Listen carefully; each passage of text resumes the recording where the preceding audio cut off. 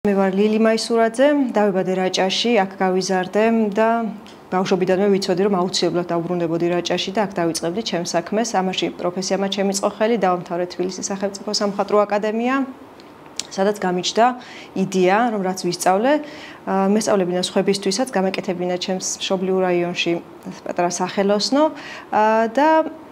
გადამეცა ეს ჩემი გამოცდილება სხვებისთვისაც. დასაწყისში ჩემით რა თქმა უნდა გამიჭირდებოდა ამ ყველაფრის წამოწყება. გამოჩნდა პატარა საგრატო კონკურსი.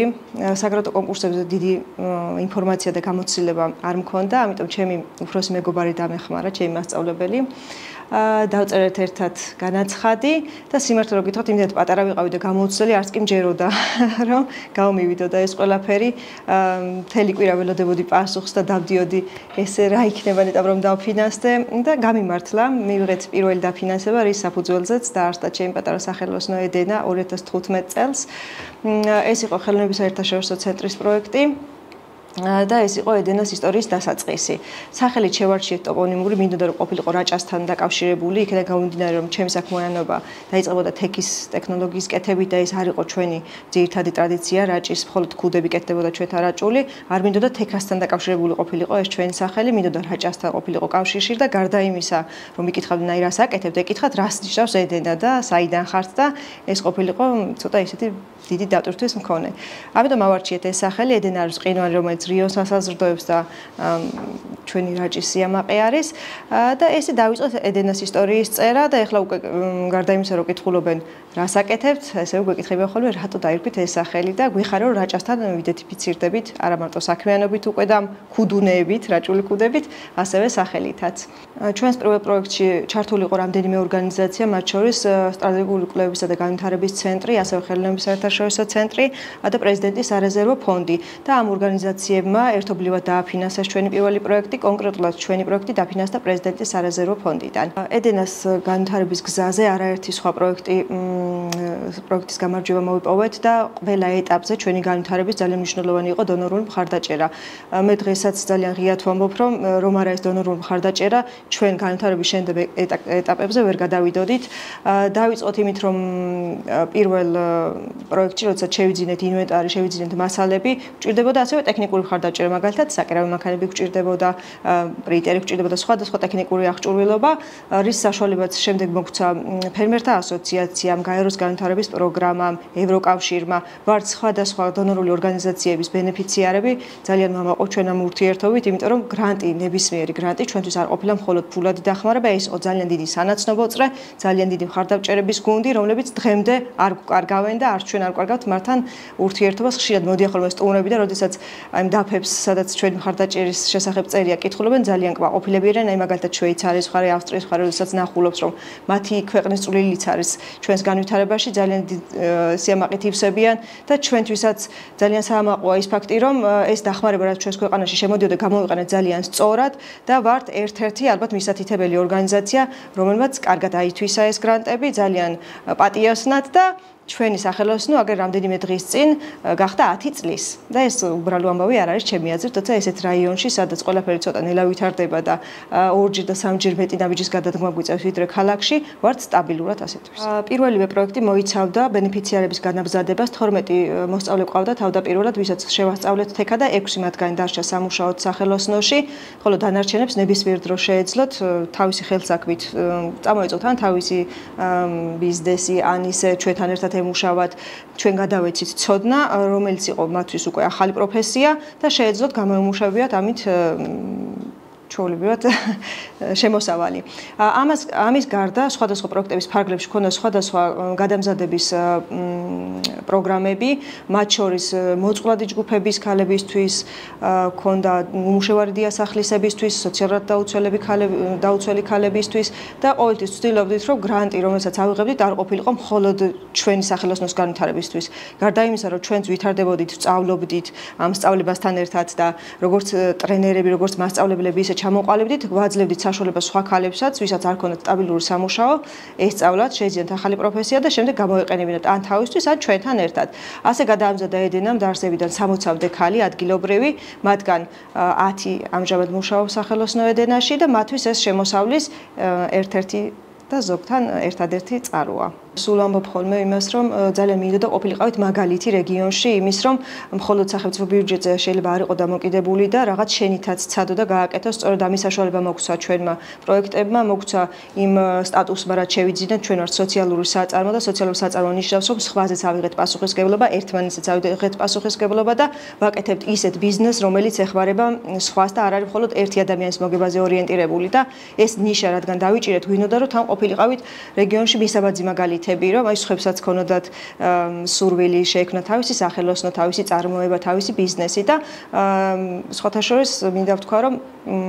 დაიწყეს ახალგაზრდება, ვერ ვტყურო ჩვენ მოგბაძეს, მაგრამ 1, 2, 3 კარგი მაგალითი რეგიონში ძალიან ბევრს ნიშნავს იმისთვის, რომ სხვასაც გაუჩნდეს სურვილი. ძალიან მიხარია კიდე რამდენიმე გეგმავს დაბრუნებას და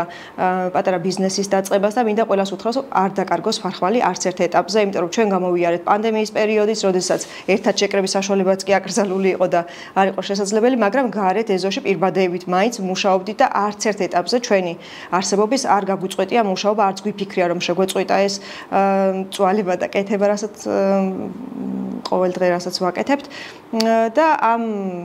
შეუპოვრობამ ასე თუ ისე მოგვიყვანა დღემდე, ასე რომ ყველას ვისაც რეგიონში რაღაც საქმის დაწყების სურვილი აქვს, ვურჩევ დაიწყოს აუცილებლად, არ დაყაროს ფარხვალი და დაეხმაროს სხვებსაც. გახდნენ მაგალითები რეგიონისთვის. ჩვენი არსებობის დასაწყისიდან, როგორც ვთქვით, პრეზიდენტის სარეზერვო ფონდმა დაგვაფინანსა, იყო მხარდაჭერა იმ მხრივ, რომ აწარმოეს მიმართულებით გაჩნდნენ სხვა მეწარმეებიც, მიუხედავად იმისა, რომ ჩვენ არ გვაქვს აწარმოების გრანტი აღებული, მიხარია რომ ბევრი მეწარმე გააჩინა და აი მაგალითად მე რომ ჭირდებოდა მატყლი, ვიღაცამ გააკეთა საამქრო და მატყლს გვაწოდებს და ერთმანეთთან იყო ჯაჭვით გადამული. გარდა ამისა, მე როგორც ბოლორგოლი ტურიზმის სასტუმროების აღორძინება იყო ჩემთვის მნიშვნელოვანი რაიონში და მიხარია რომ ამ აწარმოემ გააჩინა რაიონში ასე თუ ისე საოჯახო სასტუმროები. ამას გარდა იყო ხოლმე ძალიან ხშირად ფესტივალები, სადაც მონაწილეობას ვიღებდით და გვეპატიჟებოდნენ. სამწუხაროდ ბოლო წლებში ეს ფესტივალები ცოტა ნაკლებად არის, რაც ჩვენთვის ძალიან ცუდია, იმიტომ რომ მხოლოდ ამ სივრცეში ყოფნა არ შველის ჩვენს განვითარებას. სეზონურია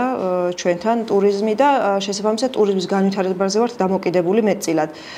ამიტომ რაც უფრო სწრაფად განვითარდება ჩვენთან ეს ტურისტული ინფრასტრუქტურა, მეტი ხელშეწყობა იქნება ჩვენი განვითარებისაც პარალელურად, ანუ არ არის აუცილებელი ჩვენში ჩაიდოს ამ ინვესტიცია. თავი განვითარდეს რეგიონი უფრო სწრაფად, უფრო მყარად დადგეს როგორც ტურისტული რეგიონი ფეხზე და შესაბამისად ჩვენი და ასევე ტურიზმთან დაკავშირებული ყველა ბიზნესის საქმე წავა უფრო წინ და უფრო სწრაფად. იყო ერთ-ერთი პროექტი, რომლის ფარგლებშიც მემორანდუმი გავაფორმეთ ადგილობრივ მთავრობასთან და დონორთან ერთად და ეს სამივე მხარე იყო ჩართული ამ პროექტში, თუმცა ეს იყო წლების წინ. ახლა ის მდგომარეობა არის, რომ რამდენიმე დონორი საერთოდ გავიდა რეგიონიდან შექმნილი ვითარებიდან გამომდინარე და ჩვენ როგორც უკვე არსებული მყარად ფეხზე მდგარი სახელოსნო, რა თქმა უნდა, ამ ყველაფერს დროთა განმავლობაში ძალიან ცუდად ვიწვევთ, თუმცა ის ვინც აპირებდა დაწყებას, აი ახალგაზრდები ვინც მოგბრუნებას ფიქრობდნენ და ჩემთვისაც ხშირად უთხოვიათ რჩევა და უკითხავთ რაღაც, აი მათთვის ძალიან ცუდია, იმიტომ რომ ვისაც უნდა დაწყება ის საკუთარი სახსრებით ხომ ვერ დაიწყებს ეს პატარა რეგიონში, ვერ დაიწყებს ბანკის ჩართულობით, რომ ძალიან რთულია, როცა არ იცი რა გამოვა და იწყებ უკვე ვალით. შესაბამისად ეს დონორო მხარდაჭერა იყო ყველაზე კარგი ვარიანტი იმისთვის, რომ დაგეწყო რაღაც, დაგეწყო ჩვენაირ რეგიონში, სადაც ძალიან ცოტა მოსახლეა ზოგადად ბიზნესისთვის. ევროპასთან აქამდე არსებულმა ურთიერთობა უკვე ძალიან ბევრი გააკეთა ჩვენი სახელოსნოსთვის, რომ ეს დონორები არა ჩვენ როგორც თქვით ვერ დავიწყებდით ამ საქმეს, გარდა ამისა რამდენიმე პროექტის ფარგლებში გაგვაცილეს კიდეც ჩვენს რეგიონსაც და საქართველოსაც და ადგილზე გავეცანით როგორც აწარმოებს, ასევე მცირე ბიზნესებს,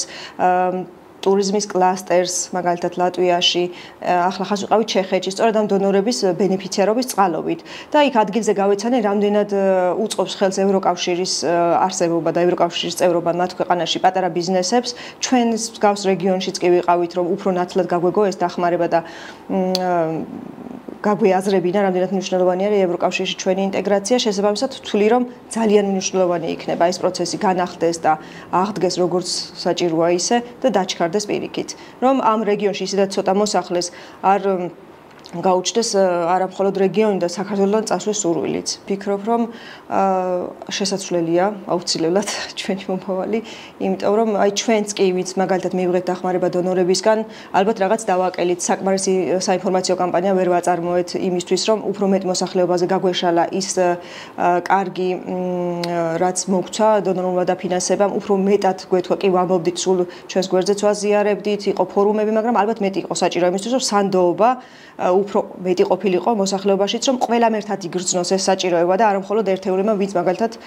მივიღეთ დაფინანსება, იმიტომ რომ ჩემი დაფინანსებით, რაც მე მივიღე 10 ადამიანის ცხოვრება შეიცვალა მარტო ჩემს სახელოსნოში, მაგრამ 10 ადამიანის ცხოვრება რომ შეიცვალა, რეგიონი ძლიერდება ამით და რაიონი. შესაბამისად, ყველასთვის მნიშვნელოვანი არის ეს განვითარება და აუცილებლად რაღაც უნდა შეიცვალოს ამ მიმართულებით ჩემი აზრით და ამაზე ჩვენც როგორც კარგმა მაგალითებმა დონორული მხარდაჭერის ჩვენი სიტყვა უნდა ვთქვათ.